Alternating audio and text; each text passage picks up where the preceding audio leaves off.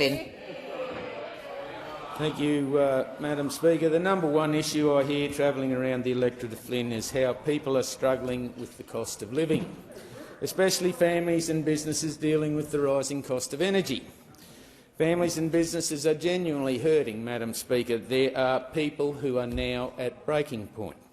And I've had many emails, many calls from retirees, families, working people that are hurting every time they go to the supermarket, every time they open their electricity bill, every time they get a letter from the bank announcing another interest rate rise, and every time they go to the Bowser to fill up the family car with petrol.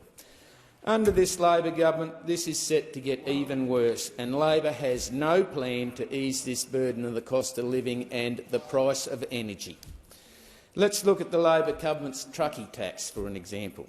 In their recent budget, they have announced a 6% increase on the heavy vehicle road user charge over a 3-year period, which will equate to more than 18% over this 3-year period. Everything we have in this country comes on the back of a truck. All of the goods we buy, everything that travels from a port to a shop, whatever it is, it comes on the back of a truck. Groceries and wind turbines. Our truckies keep this country going and they get food to our stores and out to our shopping centres. There are more than 197,000 people employed in the industry, and this reckless tax puts drivers' jobs and livelihoods at risk, and it drives up the cost of living. It drives up the cost of energy.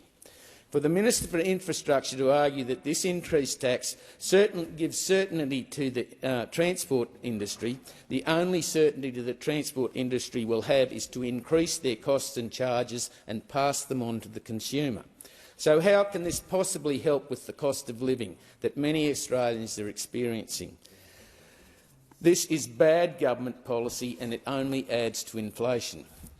On 97 occasions, the Prime Minister promised Australians that their electricity bills would go down by $275. Well, where is that? All we've had is power increases. That is it. Power bill at the Emerald grocery store in my electorate of Flynn has increased 40.77% over the previous 12 months, from $78,313 to $110,224 from June 2022 to May 2023. How can you possibly say that energy is getting cheaper? It is not. It is getting more expensive. Now, what is this going to mean? The grocery store at Emerald will increase and pass on their costs to the consumer. This will make everything get more expensive. Add that to a predicted 28% increase rise in energy, everything will become more expensive. So, look at the Labor Minister Bowen's energy policy that is supposed to bring down power bills. Their policy involves installing 22,000 solar panels every day between now and 2030, 40 wind turbines every month between now and 2030, and the proposal to build 28,000 kilometres of high-voltage power lines to connect these renewables to the grid. And Mr Bowen arrogantly says that renewables are getting cheaper. Well, if renewables get any cheaper, nobody's going to be able to afford their electricity bill. I received the following email from a constituent in my electorate, and it says, and I quote, "The current federal government had spruced up election promises of lower electricity prices that all will have, and these installed renewables will provide cheaper supply. However, the real-world evidence does not support their claims. As you are in opposition, it is your responsibility to hold the government to account at every opportunity.